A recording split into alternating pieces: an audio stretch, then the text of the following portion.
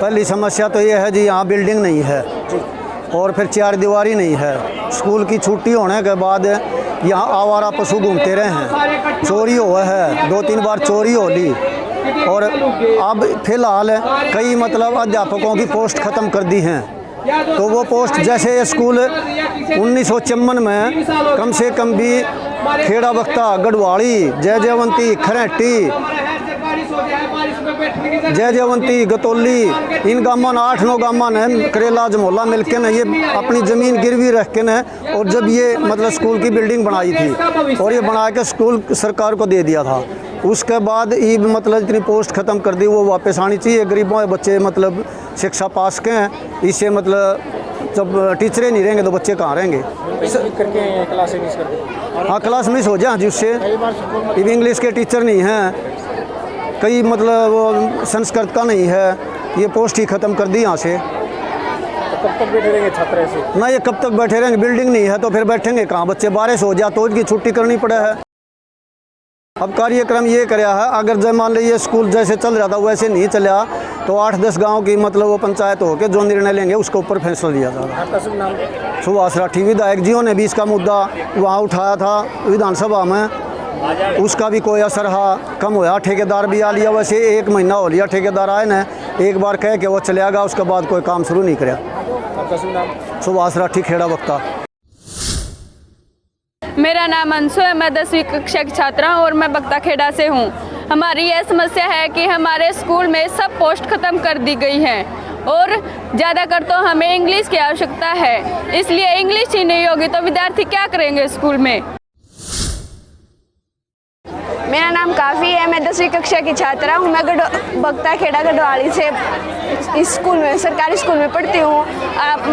आज गांव में गरीब आदमी रहते हैं जिनके बच्चे सरकारी स्कूलों में पढ़ने के लिए आते हैं। सरकारी स्कूलों में सभी टीचरों की पोस्ट हटा दी गई है, जिस कारण बच्चों की पढ़ाई भी रुक सकती है। अगर टीचर ही नहीं होंगे तो बच्चे पढ़ेंगे कहाँ से। मेरा नाम प्रिया और मैं बख्ता खेड़ा गांव से हूँ। मैं राजकीय वरिष्ठ माध्यमिक स्कूल गढ़वाली खेड़ा में पढ़ती हूँ और हमारी समस्या है कि हमारे स्कूल में जो टीचर उनकी पोस्ट हटा दी गई है और इतना हमारा बजट नहीं है कि हम जाकर प्राइवेट स्कूल में पढ़ सकें। और हमारी जो इंग्लिश है वही मेन सब्जेक्ट होता है और अगर उसी की पोस्ट हटा दी गई तो हम पढ़ेंगे कहाँ से। इसीलिए हमें हमारी पोस्ट वापस चाहिए।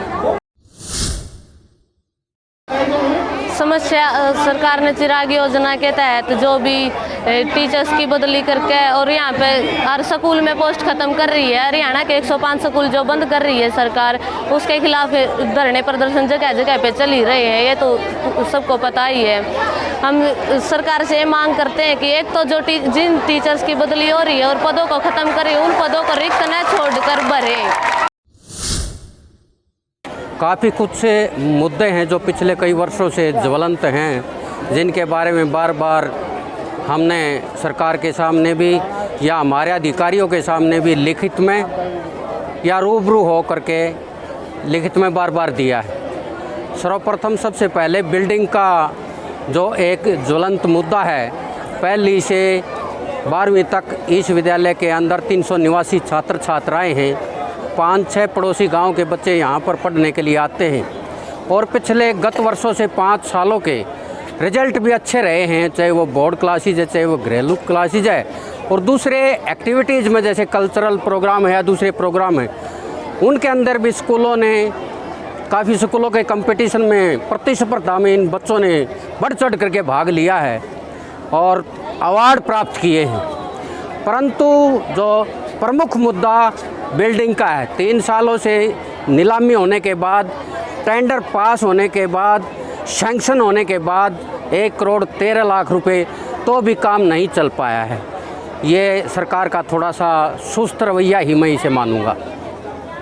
अधिकारियों की तरफ से कोई मैसेज आया जैसे बच्चे क्लास मिस करके बाहर बैठे हैं तो आपने सूचित किया होगा? तो बिल्कुल बार बार ये कहा है, हम कर रहे हैं। हम विधायक से स्वयं भी मिले हैं, गांव की पंचायत के साथ जा कर के डीएससी, मुख्यमंत्री, शिक्षा मंत्री, तमाम अधिकारियों को बार बार महीने 2 महीने के अंदर हम बार बार पत्र के द्वारा या रूबरू कैंप में मिल करके उनसे संपर्क करते रहे और 5-6 गांव की पंचायतों ने भी इस बारे में रेजुलेशन हमारे पास उनकी प्रतियां रखी हैं, वो भी हमने बार बार दी हैं।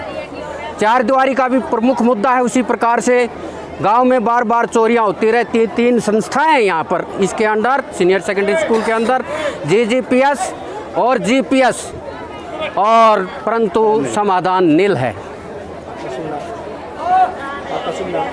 मेरा नाम जगबीर, पीजीटी इंग्लिश के पद पर यहाँ पर मैं पिछले 5 सालों से आसीन हूँ और 3 वर्षों से यहाँ पर कार्यकारी प्राचार्य के रूप में मैंने काम किया।